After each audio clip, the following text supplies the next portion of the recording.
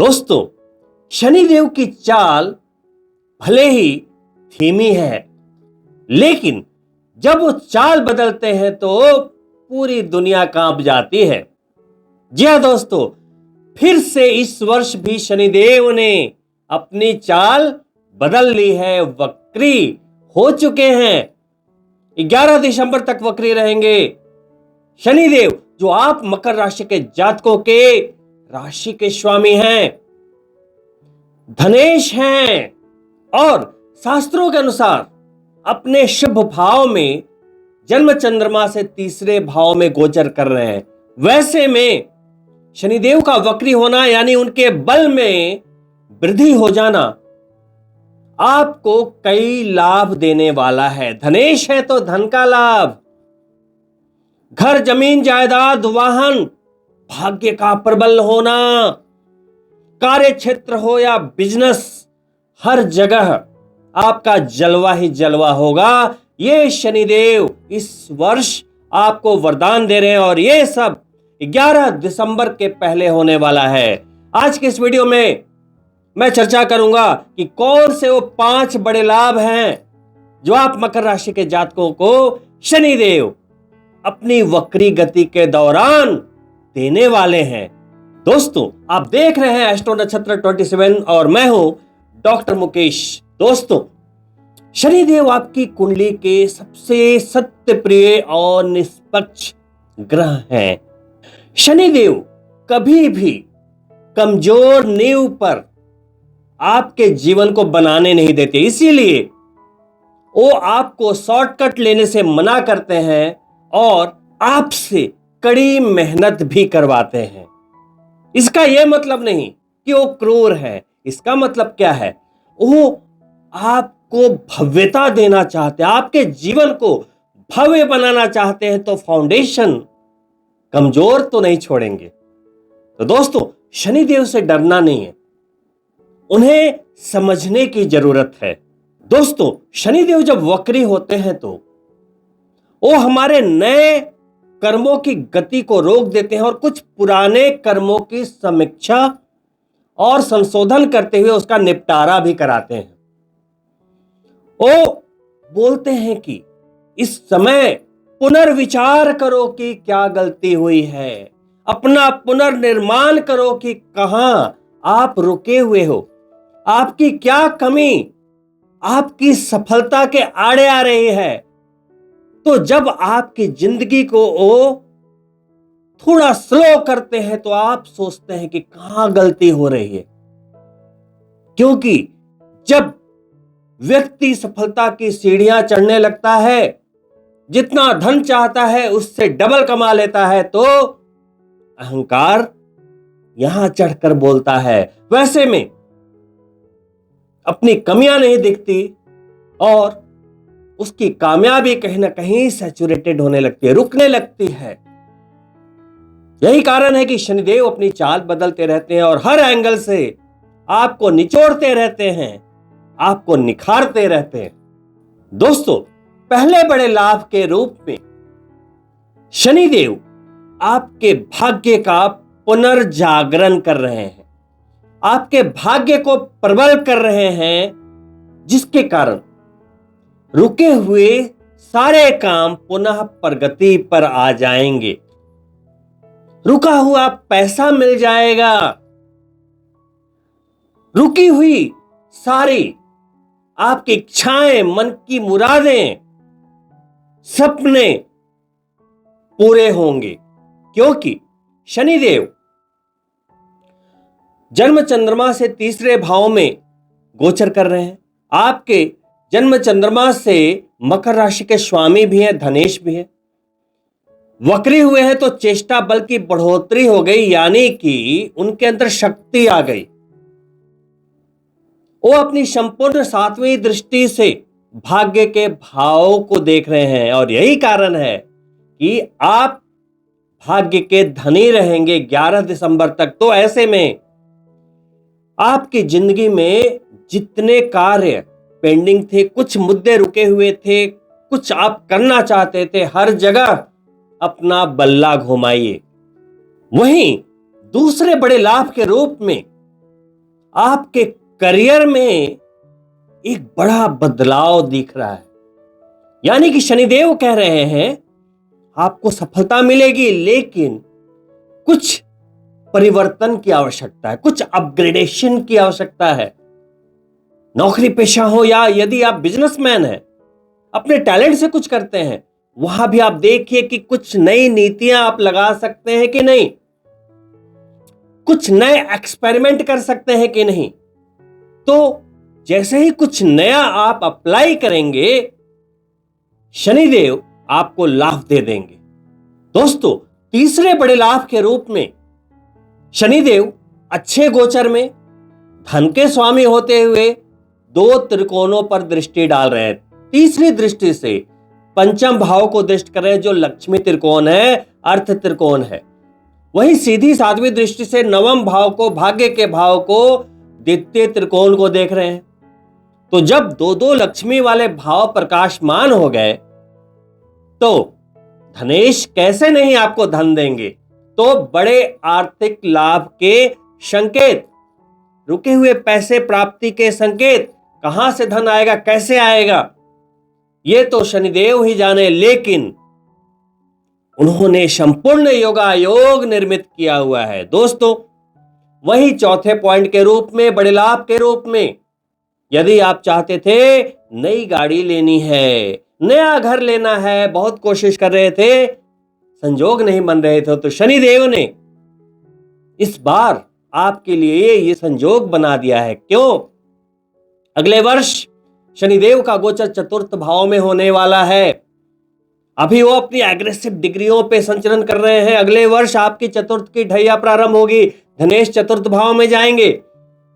उसके पहले अभी वो अपने एग्रेसिव डिग्रियों पर है, यानी कि फल देने की पूरी शक्ति उनके पास है। तो आपने कई बार नोटिस किया होगा कि तीसरे भाव के गोचर के दौरान कई लोगों के घर बन जाते हैं, उनके पास गाड़ियां आ जाती है, भौतिक सुख संपदाएं आ जाते हैं। क्यों? क्योंकि वो सुख के भाव में ही जाने वाले होते हैं। उसके पहले वो वक्री हुए हैं, तो ये चीजें आपको पहले ही वो दे देंगे।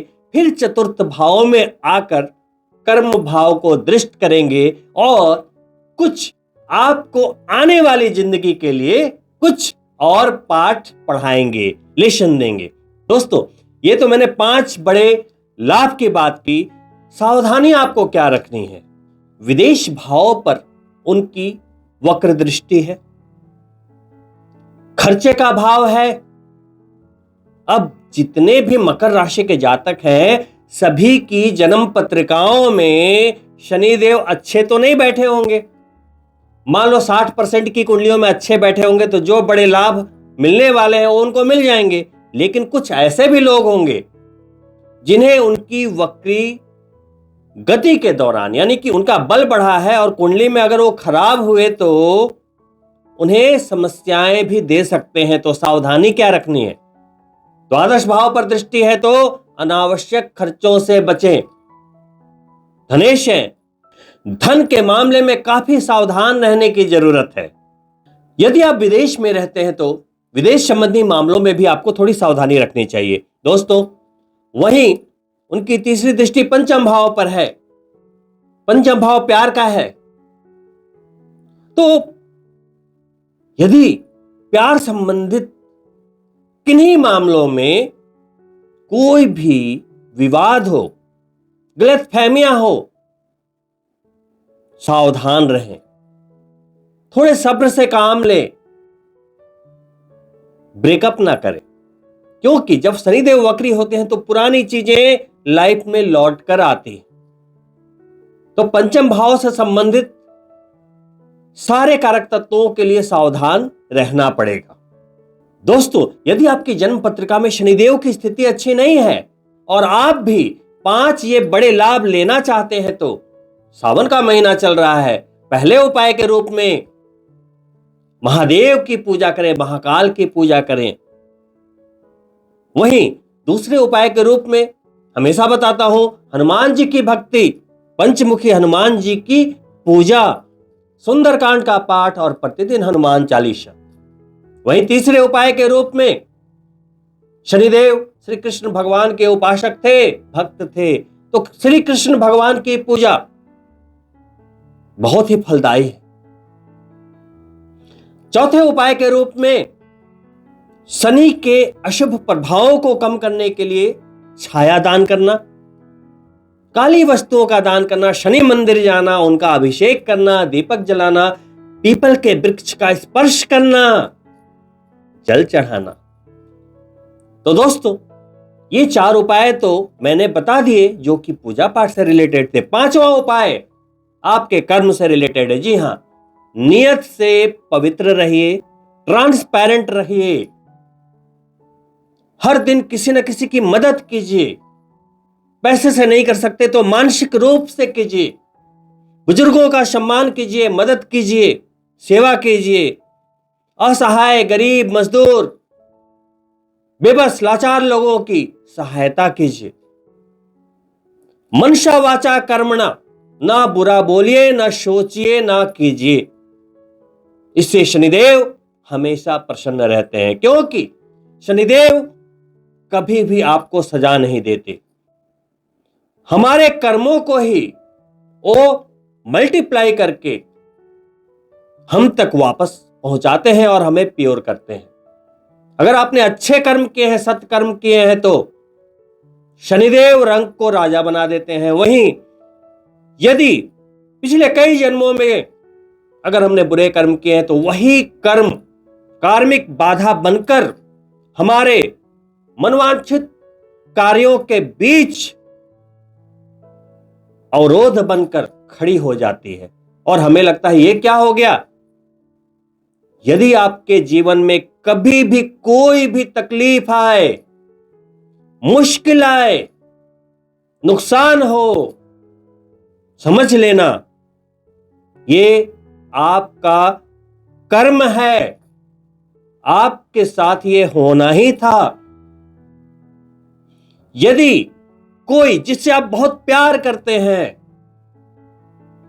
आपके बेटे हो, माता हो, पिता हो, पत्नी हो, पति हो, अचानक से बहुत ही गंदे तरीके से आपके साथ बिहेव कर देते हैं, कुछ बोल देते हैं, अपमान कर देते हैं, कहां भाग कर जाओगे? रिश्ते हैं।